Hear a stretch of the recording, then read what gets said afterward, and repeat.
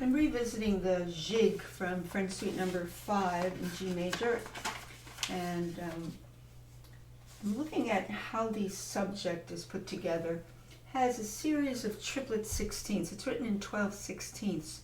So there's 4 groups of 3 sixteenths in triplet form, and interspersed in the subject is an eighth to a 16th rhythm, which gives it the lift of the dance.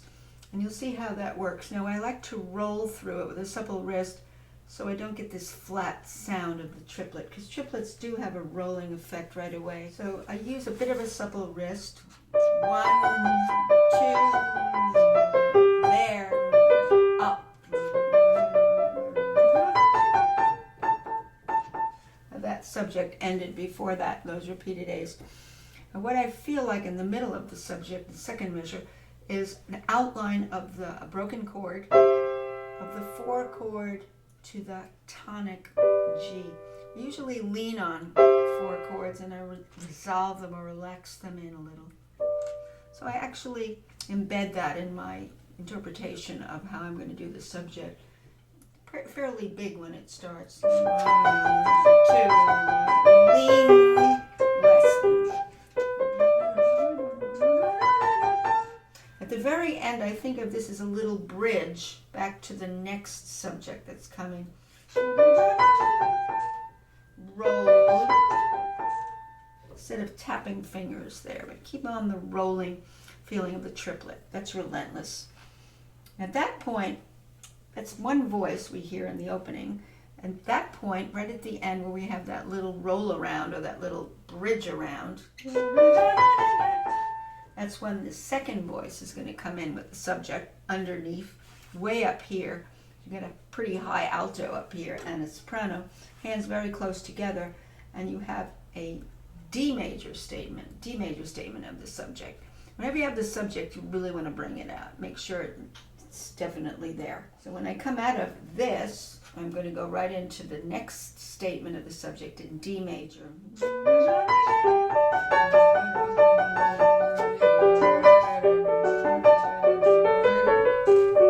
And again, you have that little, again, termination or bridge. Let's use that wrist. So you roll in groups of notes so you don't get the tappy feeling again.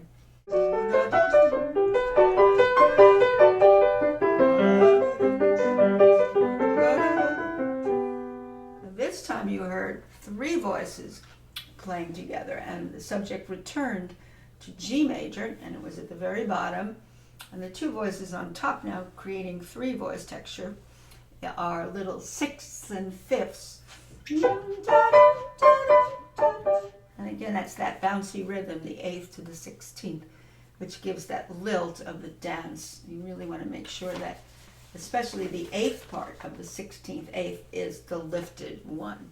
So now we have 3 voices, so we're increasing the intensity of the subject by having 3 voices, 2 surrounding it on top or above it, and on the bottom.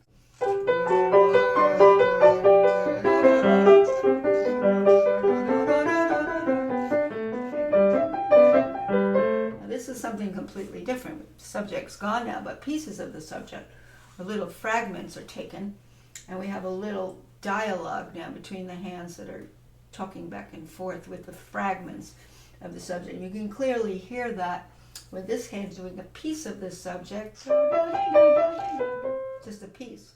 With the more sequences. Then he takes them and he chain links these little portions in sequences going up. And so that should create a crescendo. He doesn't have to write crescendo. That's an automatic crescendo because these sequences are intensifying by going higher and higher. And at some point, the hands are going to go together with the same rhythm, which really intensifies when you have hands with both 16ths in each hand. But in this case, he does have some of that, but then he has also embedded the 8th, 16th rhythm that comes in. So you keep getting the bounce of this whole section, as well as intensifying with the sequences. So this is a beautiful place where we do play with parts and then we start rolling up and intensifying. So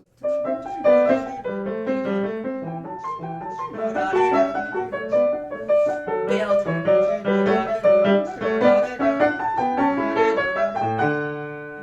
Bridge. There's always that little tail end bridge that brings us to the next statement of the subject. And this next statement is in D major, but again in the lower bass. So we're going to hear it much more formidably than what we had at the very beginning when we were high up here with the subject. And this time we have the D major subject, part of the bass.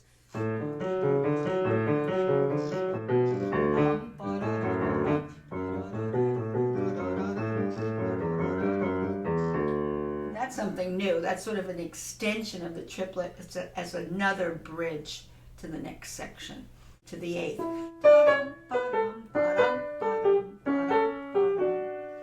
It's so beautiful because he combines these things, these different elements that come right from the original subject, pieces of it, so forth.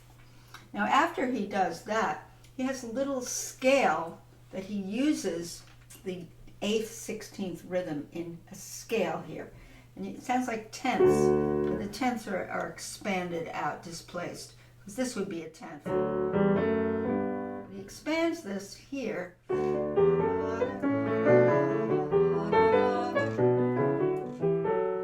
Lots of tenths, beautiful tenths, but they're expanded out. And it's a play on that rhythm of the buoyant rhythm, or the dance-like rhythm, which is the 8th, 16th rhythm. And the hands are going, you could say, in the same rhythm, going up with some tied notes in between. So you want to listen for that. There's a little duet in tenths, but over the 10th level in the next octave. I'm playing now this 8th, 16th rhythm legato in both hands. And the reason I chose to do it suddenly that way, instead of detached, is because the right hand has ties, which makes it kind of awkward to play. You have this. The left hand, what I do is I decide to do the same kind of legato through these consecutive 8th to 16th rhythms. But once we're free of the tied notes in this alto range up here, then I start bouncing the left hand like I did when I first started the subject, when that rhythm came. So I start conservatively.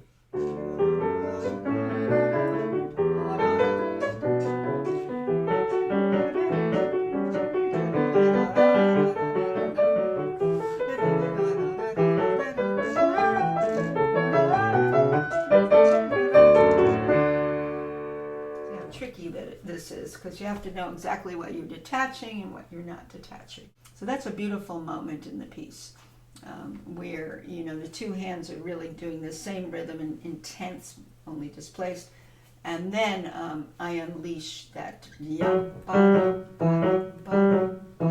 back to that. Now this next part, we have the upside down subject.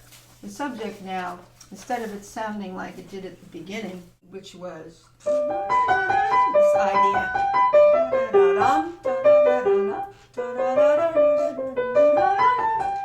Now he's on the dominant, which is D, not D major, but a D major chord, the dominant of G major. He's entering with the upside down subject in reverse. You can hear the upside down.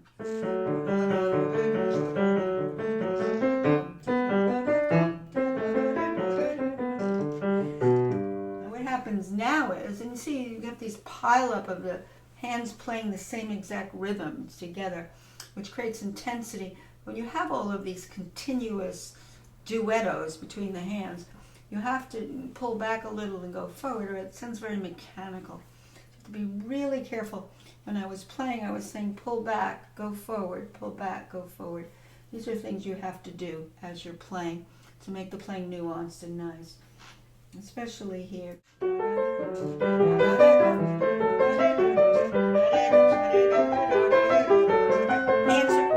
Softer. See what I did? So you can see I did 2 measures of question almost and pull back sequence, 2 measures of answer. And it makes it more interesting. Then we come to this is very important. The left hand is now going to E minor, so it's dominant, and it's playing the upside down subject.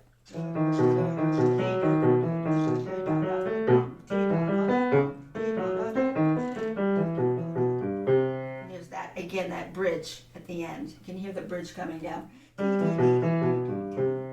This point, we're going to bring out the subject in the left hand with this bouncing rhythm, which is the 16th eighth.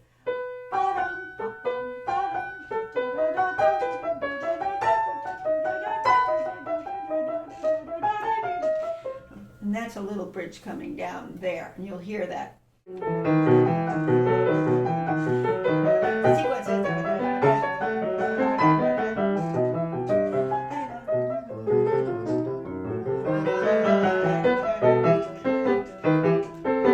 You could see what happened there. There was this long bridge, very long bridge, that came down. That's almost like one long beat.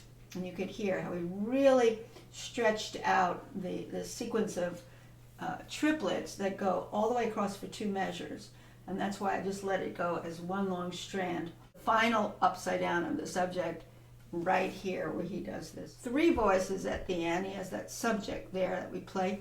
And then he has 2 voices on top that you have to make sure you divide so that the listener doesn't think that the alto voice is going into the soprano and the soprano is not going into the alto, but they're 2 distinct T-I-E-R, tiers of voices. So if this is what I would do if I did separate.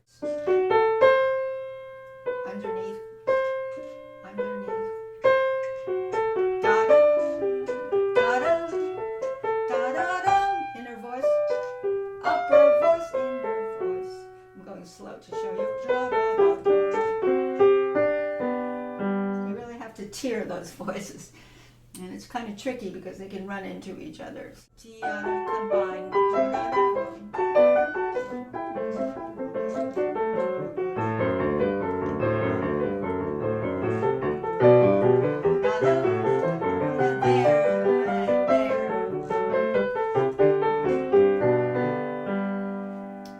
You really do want to hear the 2 voices, one on top and one in the middle against the upside down subject.